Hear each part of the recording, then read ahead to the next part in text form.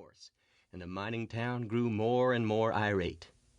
Men cursed the name of Slim Malone. An adventurous singer in one of Appleton's dance halls invented a song featuring the marauder, and it was taken up by the matrons of the town as a sort of scarecrow ballad to hush their children. Then the new mayor came to Appleton. He owned 3 claims in Askworthy Gulch, and he ran on the double platform of no license for the Appleton saloons and the end of Slim Malone. The women used their influence because of the first. His name was Orville Kendricks, but that didn't count. What mattered was his red hair and the statements of his platform. Slim Malone celebrated the new reign by holding up 2 stages within the first 5 days. But the new mayor lived up to the color of his hair and proved worthy of his platform. He held a meeting of every able-bodied citizen in town 3 days after his inauguration, and in his speech, the men noted with relief, he forgot to mention the saloons, and instead concentrated his attention on Slim Malone.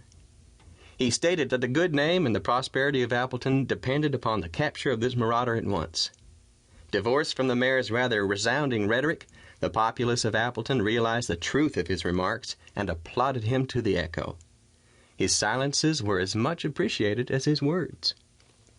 After a carefully prepared peroration, he built up to his climax by the proposal that the community import Lefty Cornwall at a salary of $500 a month and a $5,000 bonus to act as deputy sheriff until the apprehension of Slim Malone. Then the crowd applauded again to the echo. In their midst were men who had lost more than 5,000 at a blow owing to the strenuous activity of this Slim Malone. They were equal to any measures for his suppression, even if it meant the importation of Lefty Cornwall. The fame of Lefty had begun in Texas when he mortally wounded 1 greaser and crippled 2 others in a saloon fight. Since then, it had increased and spread until he was a household word even farther north than Appleton. He came from that sunburned Southland where a man's prowess was gauged by his speed and dexterity with his irons, and even on that northern plateau of Appleton, men knew that to cross Lefty Cornwall was death or murderous mutilation. At first, there were some dissenters. Men stated freely that Lefty would never dream of coming as far north as Appleton for a paltry $5,000.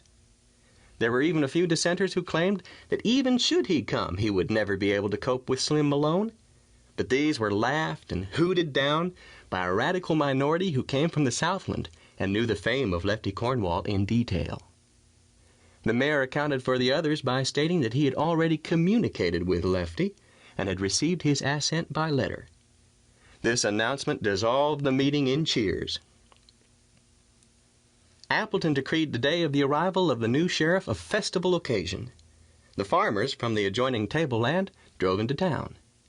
The miners from the 3 valleys rode down. And when the stage arrived from Concord, the incipient sheriff dismounted in the midst of a huge crowd and cheers which shook the signboard of Sandy Orton's saloon. Now the mayor of Appleton had declared deathless war against the saloons in his platform, but since his election he had been strangely silent upon the liquor question. He was as canny as his red hair suggested, and he had a truly Scotch insight into the crucial moments of life. He perceived the arrival of Lefty Cornwall to be such a moment, and he perceived at the same moment the correct way of meeting that crisis. It was with surprise no less than pleasure that the throng heard the lusty voice of their chief official inviting them to Sandy Orton's saloon, and, where they were in doubt, his beckoning arm put them right. They filled the saloon from bar to door, and those who could not enter thronged at the entrances with gaping mouths. The mayor was equal to the occasion.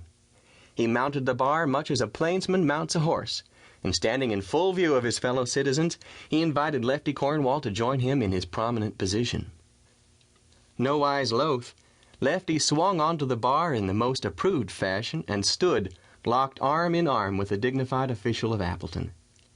In the meantime, the bartenders, thrilled equally with surprise and pleasure, passed out the drinks to the crowded room. It was apparently a big moment important to Appleton, and not a heart there but pulsed big with pride in their mayor. "Fellow citizens," began the mayor, raising a large freckled hand for silence. A hush fell upon the assemblage.